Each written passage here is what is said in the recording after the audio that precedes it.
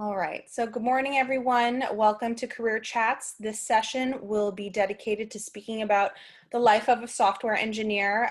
Today, we're lucky to have Xavier Navas with us from Amazon Web Services, and he will be talking a little bit about his journey and experience in this field. So please, Xavier, thank you for being here. Thank you for having me, Christina. Hi, everyone. How's everyone doing?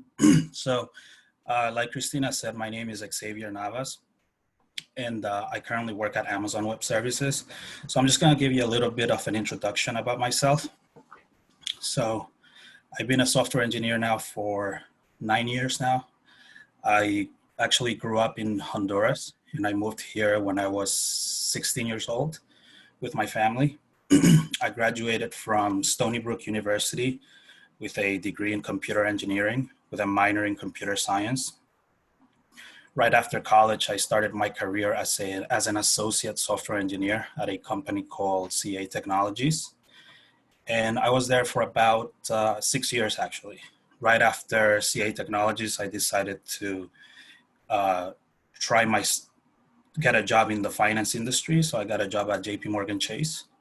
So my title there was a DevOps engineer. What that means is development and operations. So I stayed there for about 2 years, and now I'm currently at Amazon. So throughout my career, I've worn multiple hats. I've been a quality assurance engineer and automation engineer, and I've also written internal tools in different languages, Java, Perl, and Python. And my role currently at Amazon, I'm part of the professional services arm of Amazon. And what I do there is I help customers, primarily Fortune 500 companies, to move into the AWS cloud, Amazon Web Services. So that's a little bit about me. Xavier, can you talk a little bit about how your major and your studies have prepared you? Did it prepare you for this role? And can you talk a little bit about some of the resources that you took advantage of, during your journey here? So we have a lot of students that fall within the junior and senior class level. What should they be speaking about, or what should they be doing in preparing themselves to pursue a career in this field? Yeah, I think one of the main things that juniors and seniors in college should really learn really well are data structures and algorithms. When you enter the field, you're going to get primarily tested on that, because we know you guys don't have any experience yet, but we're assuming that you guys know the foundations well. And by that, what by that I mean data structures and algorithm. Know your arrays, know your linked lists, learn your double linked lists, learn your hash maps, learn your trees, your binary search trees, learn all your array sorting algorithms, quick sort, merge sort, and all of that. Don't worry so much about architecture because you don't have the experience yet, but certainly, do a lot of coding tests and learn your foundations really well. And luckily nowadays, there are so many resources on the internet. You have Udemy, Pluralsight, you have YouTube, you have Khan Academy, Stack Overflow, and just Google in general. And just learn that really well, because that's what I see where most software engineers fail, is the coding interview. And I can tell you from personal experience, I've been rejected by Google, Amazon before, Facebook before, and it's always on the data structures and algorithms where everybody fails. So I would encourage everybody to just learn that really well.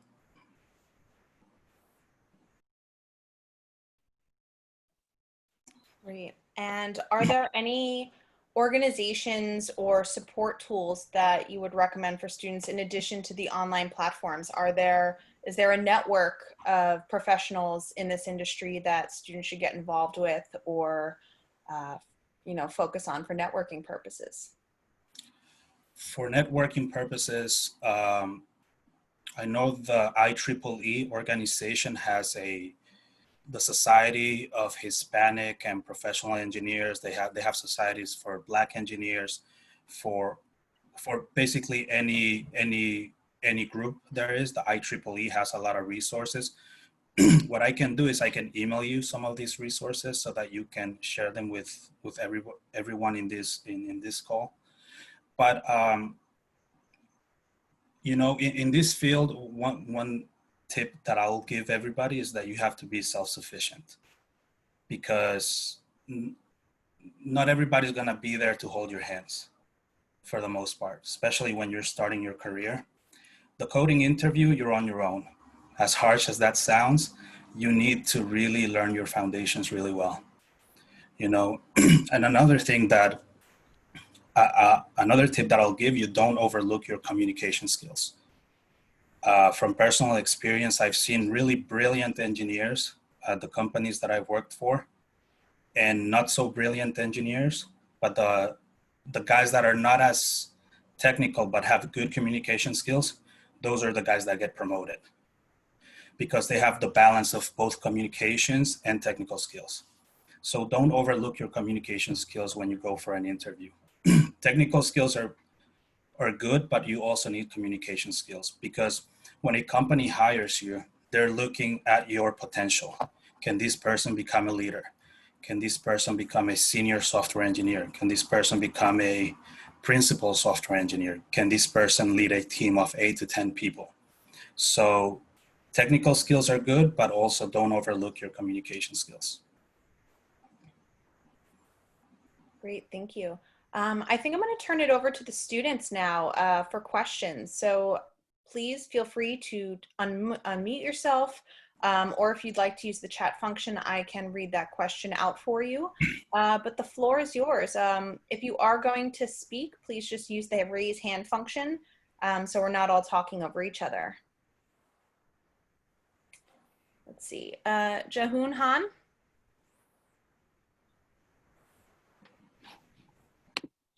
Hi. Hello. First of all, thanks so much for being here to speak with us.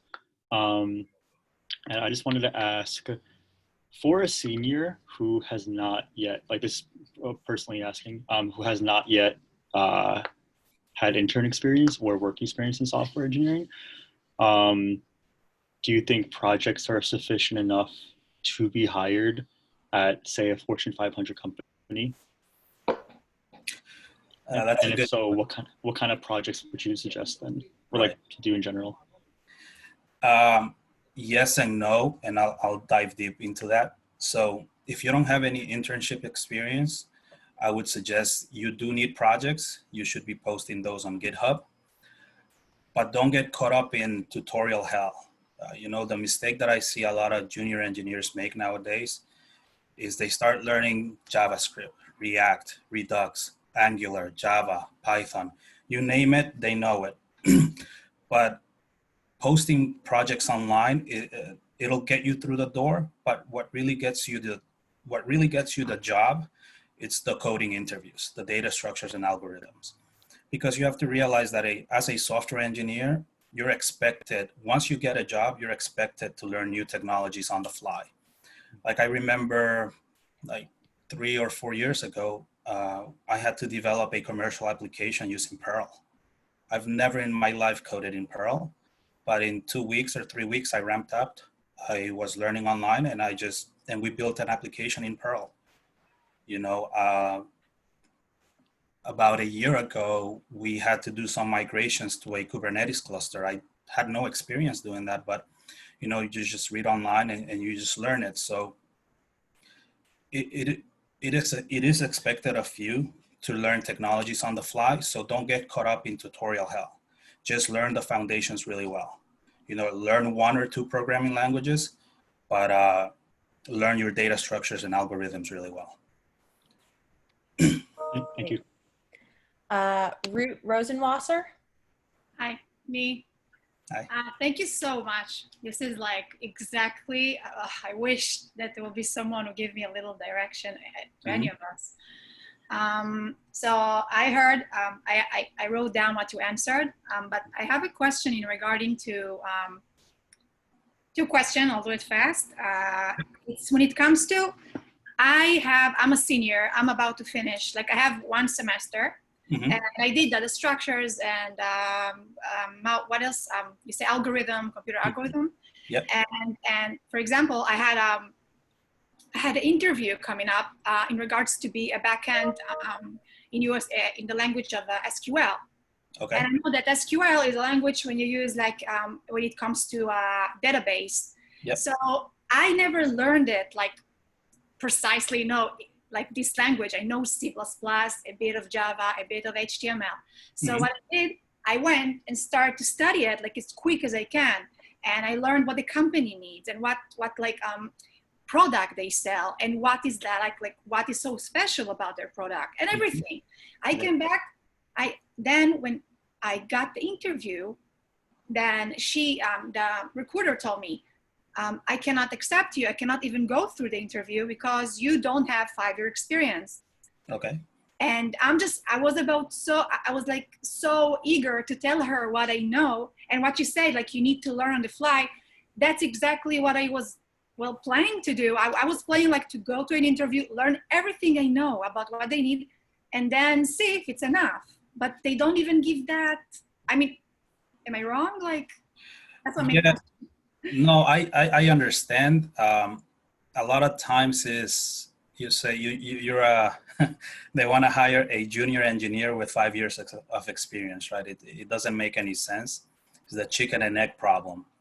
Yeah. But you gotta keep trying because some companies do give people a chance, and some they just disregard you because you're a recent college grad.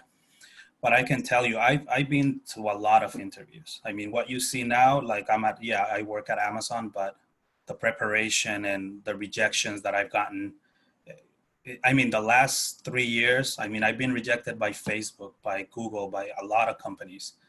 And it just takes time. It just takes time. You gotta keep pushing it because you have to realize what I've noticed nowadays is that a lot of people are trying to get into computer science. There's a lot of developer boot camps nowadays. People take a 3 to 6 month boot camp, and now you're competing with them as well. Plus, people graduating from the Ivy Leagues, plus tier 2 schools. So there's a lot of competition. So what is your unfair advantage? That's what I'm asking you. Because if you tell me, oh, I have a degree in computer science, but that's it, that's not, it really won't cut it. I mean, You need to put yourself out there and maybe post projects on GitHub, even start a YouTube channel and stuff like that. Just you need to have an unfair advantage over other competitors. That would be my suggestion. I know sometimes it's not comfortable because not everyone likes to speak in front of a camera, but if you don't like that, I would suggest post tutorials on medium.com or post tutorials on GitHub. yeah, that was exactly. That was my second question. Mm-hmm. I noticed in application, like every second application, maybe like they ask to see your website. Yep. And I'm like, I know how to build algorithm for like cryptography and you ask what my thing is that I'm learning fast. Like show me what you need, I'll know. But not because I have any magic skills. It's because I've learned it so much. Mm-hmm. I've practiced and practiced and practiced until I really got the concept of it. Because remembering it, it's never enough. You need to know what you're doing, and you need to be creative and find a way how to make like some codes maybe shorter and less work and less, all that. So how can I present it? Like you say in a website, Mm-hmm. or in an interview, or in my own cover letter or resume? Yeah. Yeah. So what is your if I asked you where do you focus more on, like front end, back end, databases, security? What would be your niche? Would you say? I read about a back end. Yeah, that's pretty much. Yeah. I went to that direction. I'm not 100% sure this is the right one, but Yeah.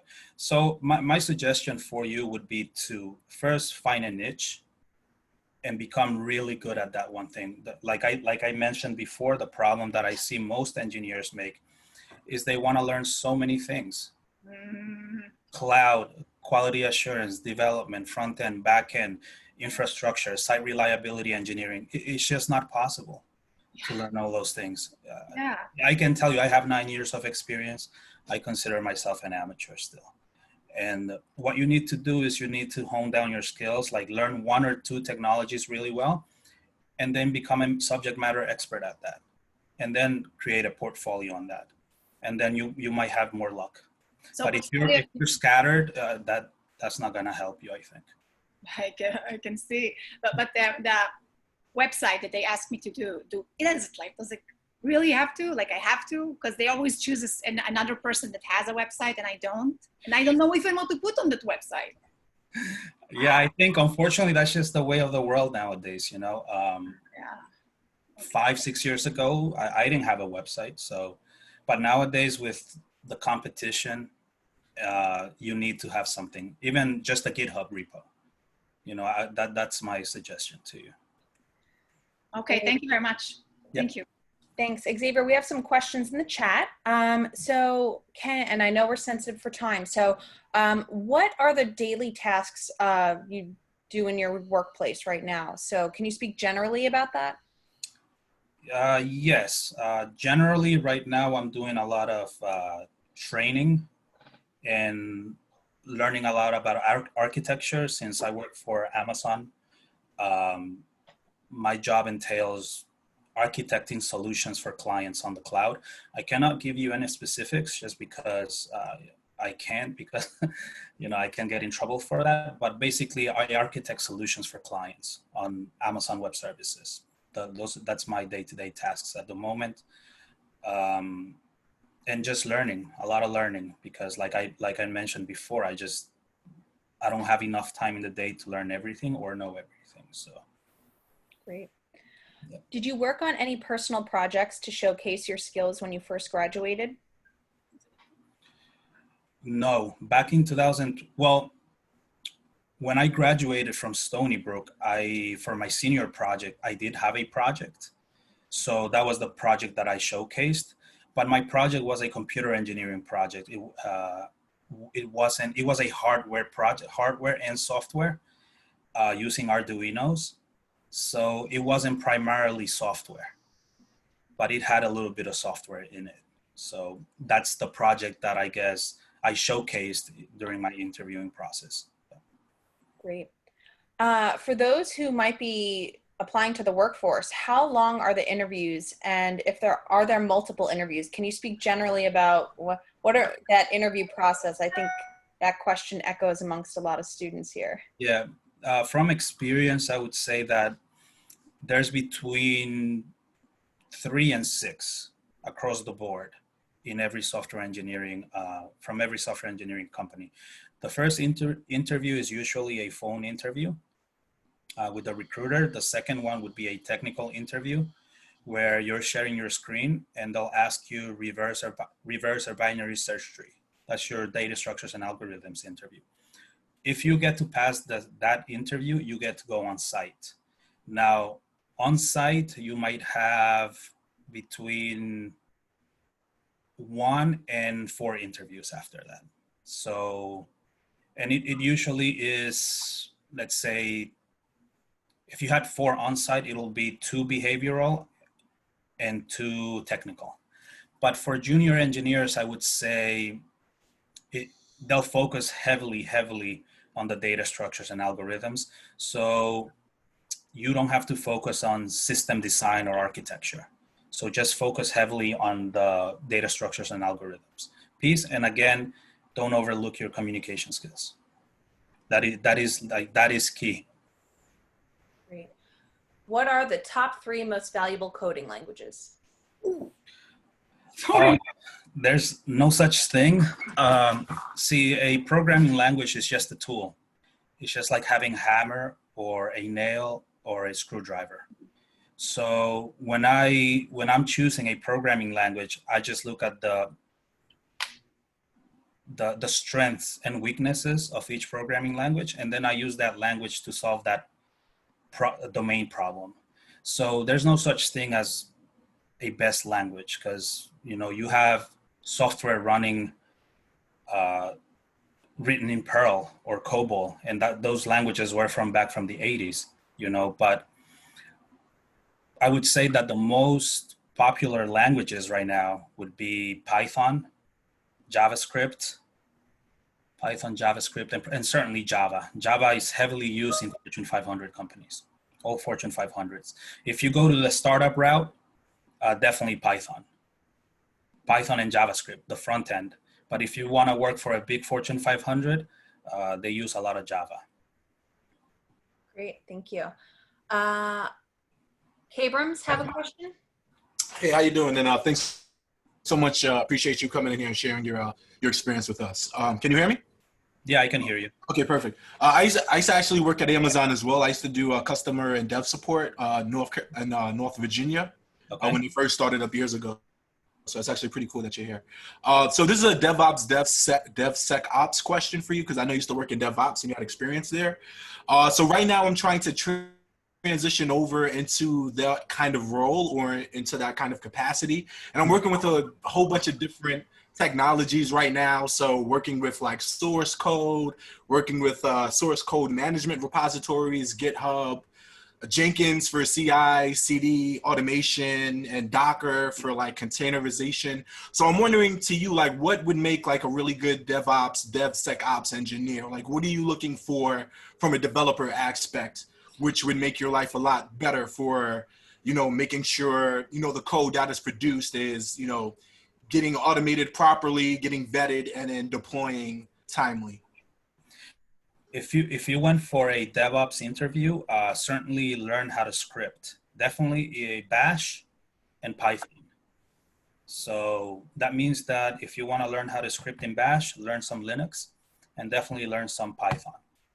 Now, in terms of tooling, you mentioned Jenkins, containers, Kubernetes, and all that thing, and all those other tools. Like I said before, those are just tools, and a lot of times you can just learn those on the job. But I would suggest that you learn how to create a CI/CD pipeline using Jenkins, and how to create infrastructure using Terraform. So, and how to deploy an artifact through Jenkins on, let's say, Google Cloud or Amazon Web Services or Azure. Yeah. So Python, Bash, and a little bit of cloud and Jenkins. That should, you'll be ahead of the curve if you learn those tools. Sounds good. Thanks. Yep. Sorry, I'm on mute here. We have a question from Christian who asked, what are some entry-level certifications worth considering? Oh, see, certifications are a double-edged sword. A lot of people think that just because you have certifications, you'll get a job. That is, I can tell you from experience, that is not the case. And as junior engineers or recent grads, I wouldn't focus so much on that, because there are no certifications for programming languages, right? Like either you know how to code or you don't. And the coding interview will say that. If you had a Python certification, that's just a piece of paper. But if you go to the coding interview and you can't code, that piece of paper means nothing, right? So don't focus on getting certifications. There's no such thing as certifications for programming languages. That being said, there are certifications for cloud technologies. For instance, you can get certified on Amazon. You can get certified with Google. You can get certified on Microsoft Azure. But that being said, as junior engineers, you'll be tested heavily on data structures and algorithms, not whether or not you know anything about Amazon Web Services or Google Cloud or Microsoft Azure. That comes with experience. Great, thank you. We have a question from Miguel Hilario. Go ahead. Hey, good afternoon. Can you hear me? Yeah. Yeah. Thank you so much for having me here. Just a quick question. I'm currently a freshman. I know I still have a lot to learn, a long way to go, but I do have some experience with computer science principles, Python, and all that stuff. But there's been some opportunities where I wanted to have some internships, right? But the opportunity has not given to me since I'm not really I'm not really from this country. So what advice would you give me for like, get as much experience as possible before, going to like senior year, junior year? Um, have you had any interviews before, or No, not really, since nobody, well, I applied for some of them, but I got rejected. so if I asked that, what would you think? Uh, if I was interviewing you, what would you say is your greatest strength in terms of computer science? Is it coding, quality assurance? What programming language do you feel comfortable with right now? Honestly, I feel pretty confident with C Sharp. I think I'm really confident with that. I know how to manage everything. And do you feel really comfortable with implementing a binary search tree in C Sharp? Um, And I'm not trying to put you on the spot. It's just like you have to be honest with yourself. And this is where I see a lot of programmers fail. And I was like that back then too. I used to just skim through the books and think, oh yeah, I'm just gonna go and go to the coding interview. And no, I would just fail completely because I didn't really know my foundations really well. So you have to be honest with yourself. You have to realize that it does take time. It does take time to learn data structures and algorithms and big O complexity and all of those things. And I think once you learn those things really well, your self-confidence will increase and you'll feel more prepared when you go for coding interviews or any interview at all. I think that would be my great advice. And just be patient. I mean, I know people, I have a friend that works at Google and he interviewed at Google at least 8 times before he got hired. 8 times, So you just got to keep pushing. You got to keep pushing, be patient. Realize that unfortunately we're in a pandemic right now, which makes it even worse. There's more competition. And like I said, you have people from boot camps, Ivy Leagues, and then other schools getting into computer science, right? So it does take time. Thank you so much. I appreciate it. Yeah.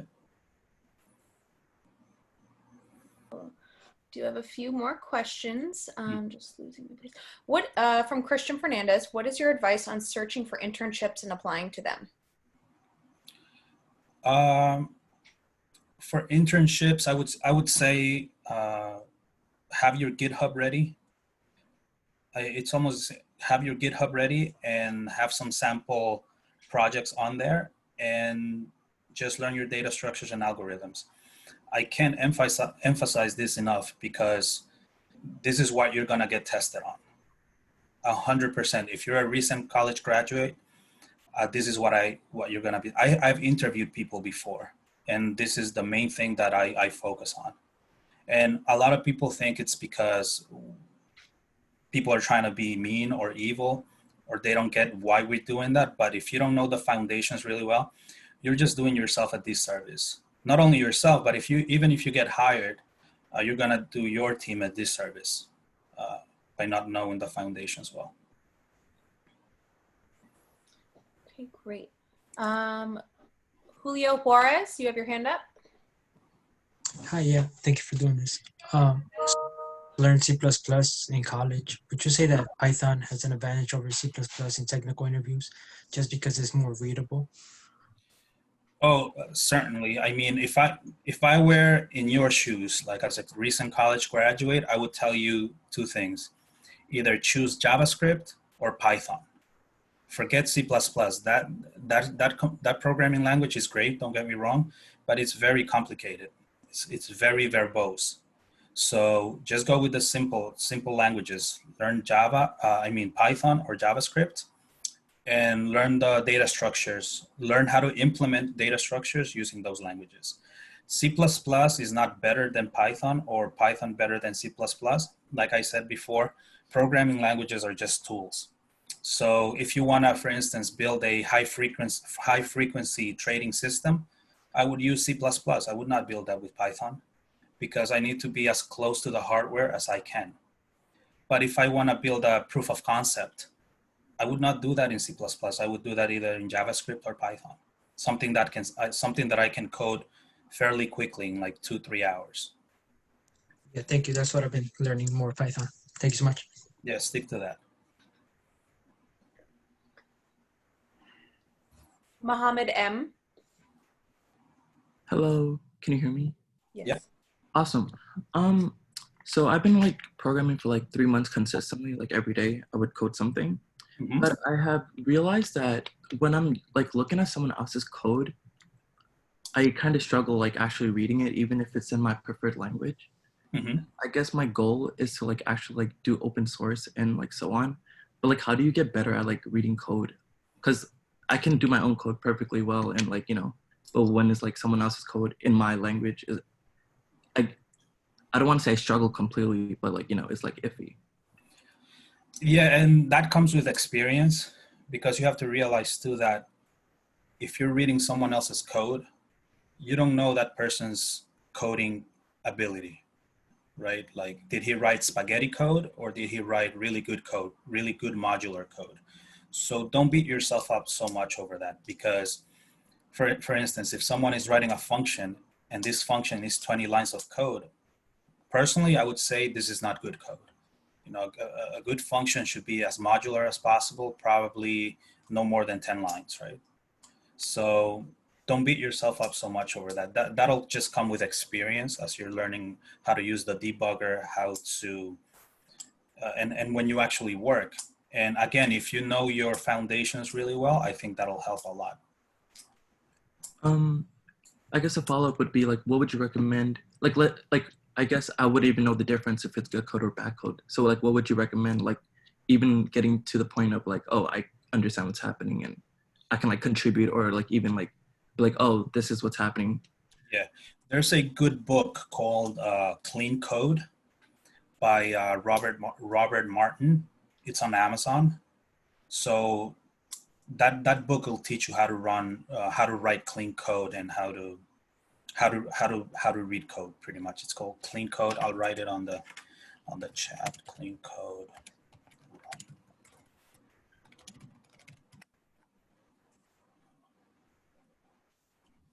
Awesome. Thank you so much. Yep. We have a few more questions in the chat. Let's see. Is it a plus to have public coding challenges on your GitHub? I think it certainly helps, especially if you're like a competitive programmer, because if you're competing against other people and you have a high ranking, that definitely helps.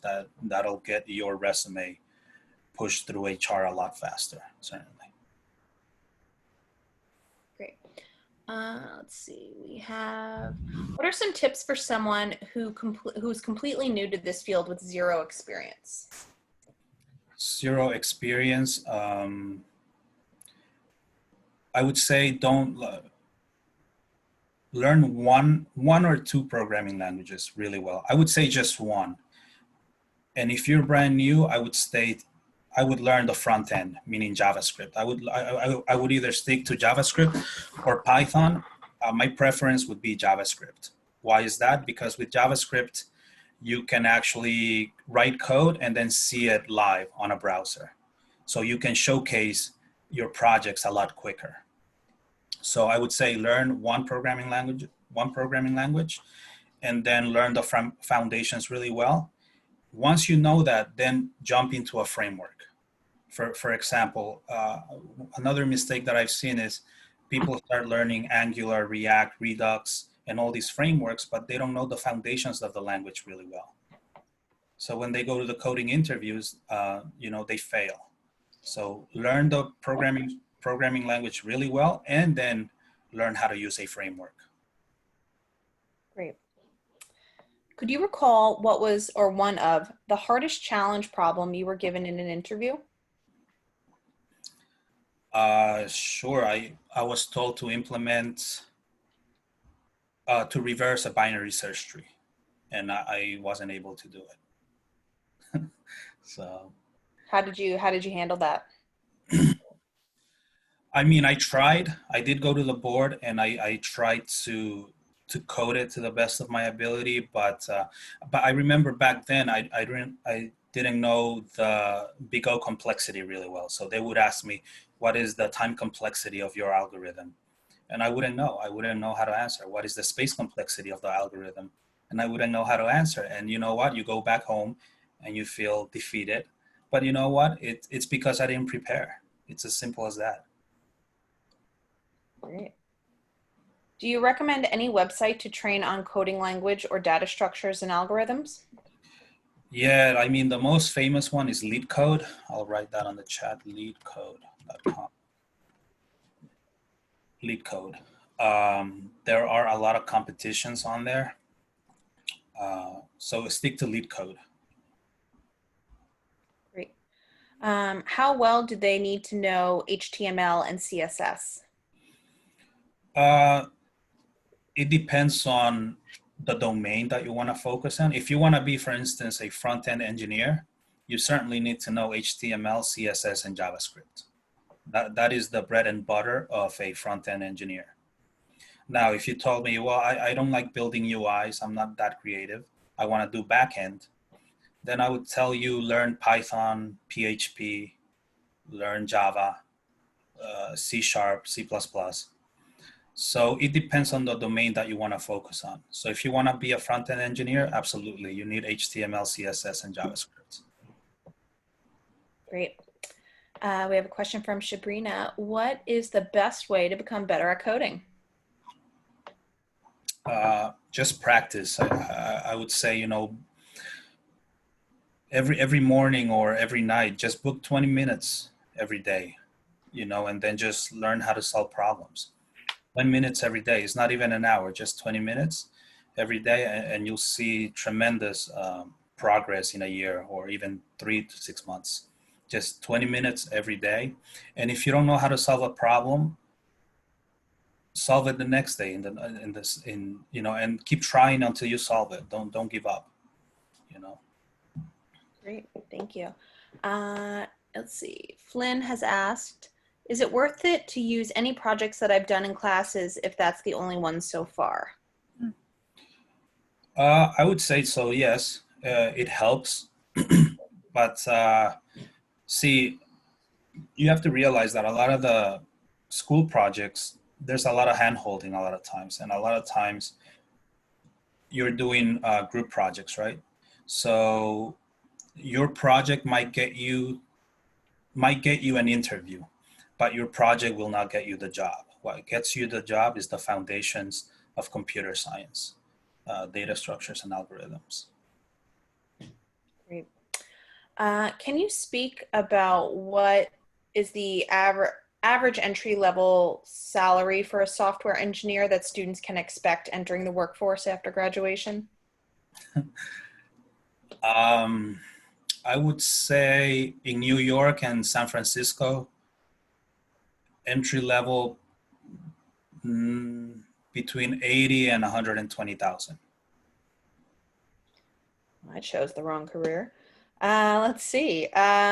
What should a data security analyst portfolio look like? I'm just reading the comments. Data security analyst. I'm not on the security side of things, so I'm probably not the most qualified person to speak about that.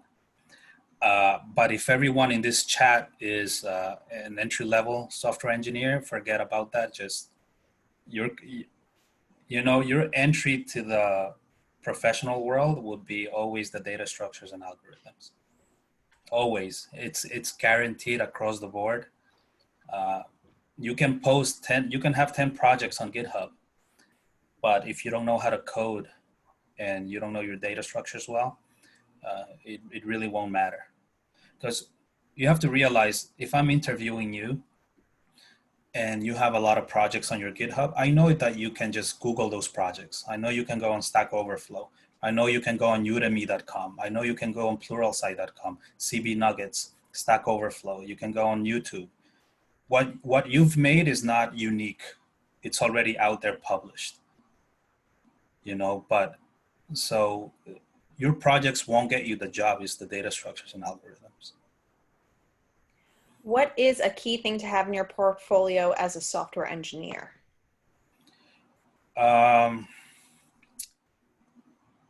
one programming language really well, dive deep.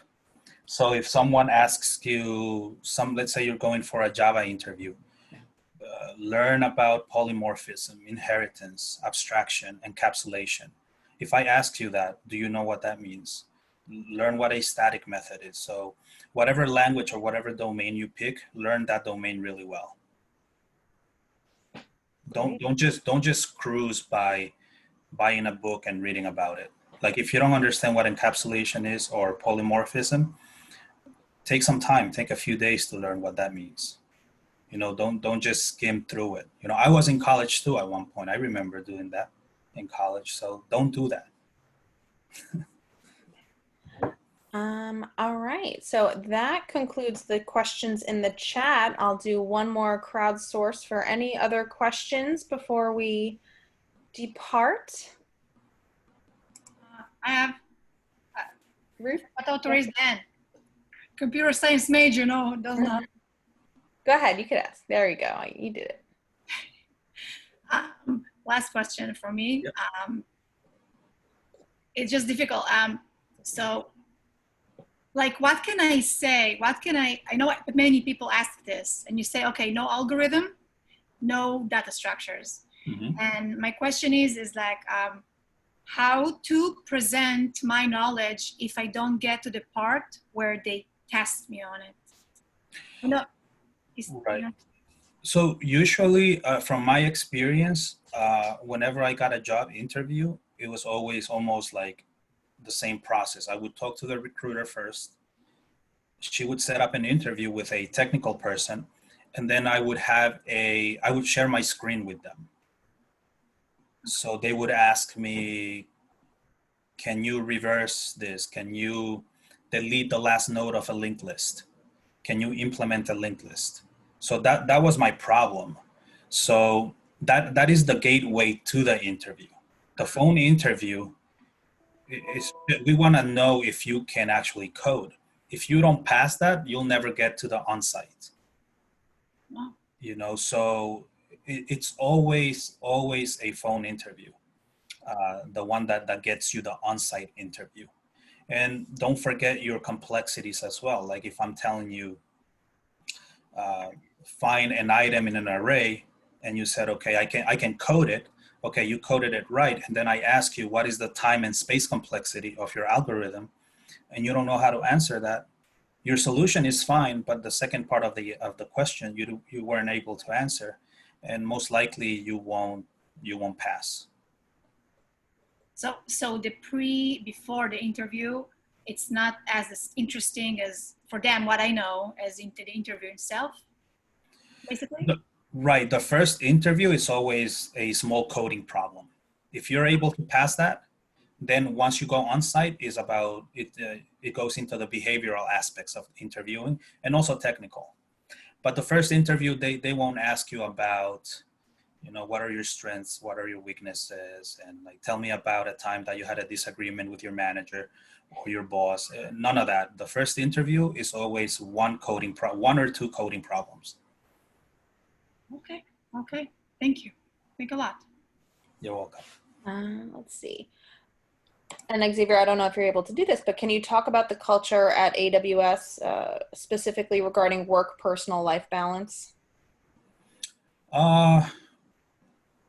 It's just a regular, 9 to 5, 8 to 4. As long as you'll find that at least for me, in every company that I've worked for, it's pretty much been an 8-hour day, and there's not a lot of hand-holding or micromanaging. As long as you do your job, you're pretty much very autonomous. You don't have people breathing down your neck. What we care about is, can you do your job? And that's pretty much it. So I've always had, I think, a pretty good work-life balance at every company that I worked for. When you're stressed, how do you deal with it? I work out. I take, I turn my computer off, and then I just go hit the heavy bag or go running and stuff like that. And then I come back, and for instance, sometimes I get stressed because I can't solve a problem. For instance, I'll take a step back, and then I'll go work out, and then I'll look at the problem, and they'll be like, oh, I got it now. Sometimes you need to get out of your own way, in a sense, because you can be your biggest enemy sometimes. So data structures and algorithms are it's a very hard topic. It's not easy at all. So, but if you want to get into software engineering, you have to learn it really well. And, and I would do it again if I had to start over. It's a very rewarding career, and like, you'll make a lot of money. I mean, I know engineers that are making over $350,000 easy. It's insane the amount of money that people can make in this field. I mean, starting salaries in New York City and the Bay Area are 80 to 120. That's only your base salary. That's not counting stock or sign-on bonuses.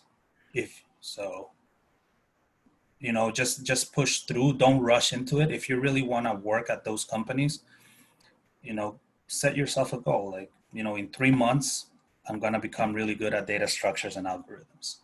And for some of you, it might take 3 months. For some of you, it might take six months. For some of you, a year. Who cares, right? Just you're not competing against someone else. You're really competing against yourself. And I can tell you from experience, it took me a long time to get into Amazon, a long time. So just set a schedule and then just give yourself a timeline, 3 to 6 months to a year, and you'll get there. Great. We have 2 more questions, and those are going to be the last 2 questions. So thank you, everyone, for the great dialogue today.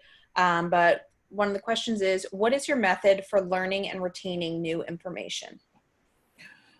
So personally, I'm a visual person. So for instance, if I'm reading a book, I have a notebook right next to me, and I have to draw diagrams, because I can't retain stuff if I'm just reading.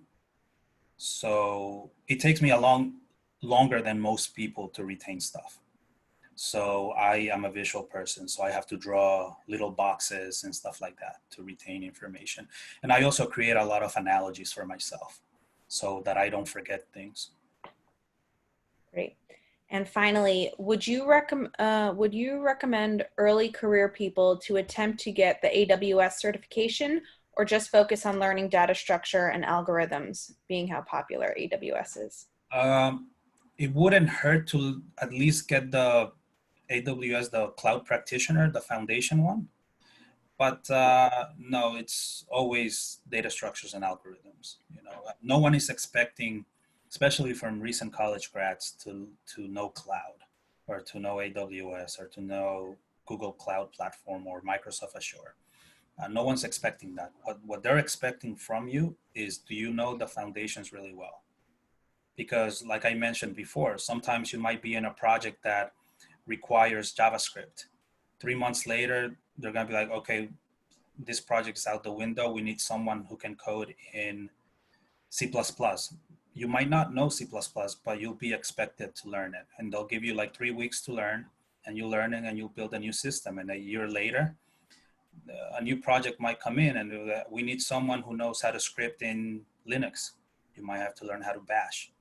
So, and think about that. Like, what other industry pays you really well to learn? Not a lot of industries do that, right? You're getting paid not just to go to work, but to learn as well, right? Great, thank you. Well, I do want to thank you for your time today. If students have any follow-up questions, how can folks, can they connect with you on LinkedIn? Should they email me any questions? I have follow-up. I just don't want to hold anyone. That's fine. I can stay till 3, so we got 8 minutes. So. Oh. I don't know. Should I wait till everyone leave and? No. No, I mean, we can ask these questions if you have questions. No, I mean it's more of a follow-up. Exactly. It's like